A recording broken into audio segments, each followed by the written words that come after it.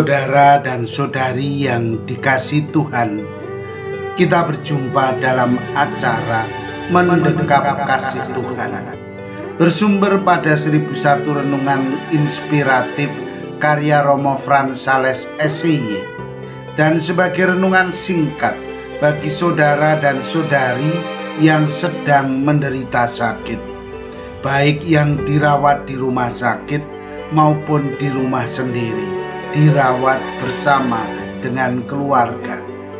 Dengan saya Romo Valentinus Tejantara SIY dari komunitas SIY Teluk Betung Lampung. Pada hari ini kita ingin merenungkan tema mendengarkan kehendak Tuhan. Suatu hari seorang gadis datang kepada saya. Dengan wajah yang kecewa dia berkata, "Saya tidak pernah merasakan kebahagiaan dalam hidup. Hidup ini ternyata begitu membosankan. Harapan saya tidak pernah terpenuhi. Semua tidak pernah sesuai dengan harapan." Saya tersenyum mendengar kata-kata gadis itu, tetapi saya tidak langsung menanggapi kata-katanya. Saya membiarkan dia berbicara. Biarlah dia mengungkapkan semua isi hatinya yang terdalam. Setelah beberapa lama ia mengungkapkan unek-uneknya. Saya bertanya dengan lembut, "Sebenarnya apa yang membuat Anda kecewa?" Dengan tatapan mata yang tajam, gadis itu menjawab, "Sudah sekian lama saya berdoa kepada Tuhan meminta jodoh. Tetapi doa saya tidak pernah dikabulkan.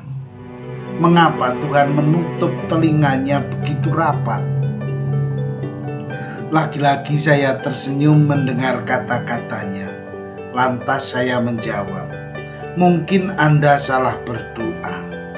Anda terlalu menuntut Tuhan untuk mengabulkan permohonanmu. Barangkali Anda harus mendengarkan kehendak Tuhan juga." Tetapi gadis itu tidak mau menerima kata-kata saya. Ia sewot. Menurutnya ia sudah mendengarkan suara Tuhan. Ia berkata, "Segala sesuatu terjadi dan tidak pernah sesuai dengan harapan saya." Beberapa saat kemudian gadis itu mulai menyadari keadaannya. Ia berkata, "Saya memang salah. Selama ini saya terlalu memaksakan kehendak saya. Kehendak Tuhan tidak pernah saya dengar." Kita sering mengandalkan kehendak pribadi kita. Kita merasa bahwa dalam hidup ini kehendak kitalah yang mesti terjadi. Kita mau minta apa saja kepada Tuhan, dan Tuhan harus mengabulkan permohonan kita. Kita menuntut Tuhan untuk memenuhi permintaan kita. Saudara dan saudari yang dikasihi Tuhan, kisah tadi menunjukkan bahwa kehendak Tuhan itu semestinya didahulukan oleh manusia dalam hidup ini. Apa yang dikehendaki Tuhan dari hidup manusia?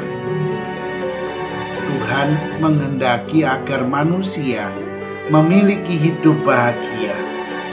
Tuhan tidak ingin manusia menderita dalam hidupnya. Tuhan mau manusia menjalani hidup ini dalam sukacita. Soalnya adalah manusia sering tidak bahagia dalam hidup ini. Manusia tidak mau mendengarkan kehendak Tuhan. Lantas, apa yang mesti dibuat?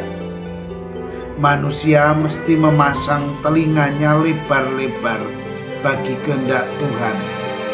Orang yang mau mendengarkan suara Tuhan itu akan mengalami sukacita. Kebahagiaan menjadi bagian dari hidup mereka. Sebagai orang beriman, kita diajak untuk tetap setia kepada Tuhan. Caranya adalah dengan mendengarkan kehendak Tuhan bagi hidup kita. Yakinlah Tuhan tidak pernah ingin menyakiti hati kita. Tuhan selalu menghendaki kebahagiaan dalam hidup kita. Untuk itu, kita mesti membuka hati lebar-lebar bagi Tuhan. Kita biarkan Tuhan masuk dan menguasai seluruh hidup kita. Dengan demikian, kebahagiaan menjadi bagian dari hidup kita. Saudara dan saudari yang terkasih, marilah mengakhiri renungan singkat kita dengan menyatukan iman, harapan, dan kasih kita kepada Tuhan. Akhirnya berkat dan doaku selalu menyertai Anda yang sedang sakit. Semoga Tuhan memberi kesembuhan, kekuatan, dan ketabahan dalam memanggul salib hidup ini, dan diberi semangat serta kesegaran.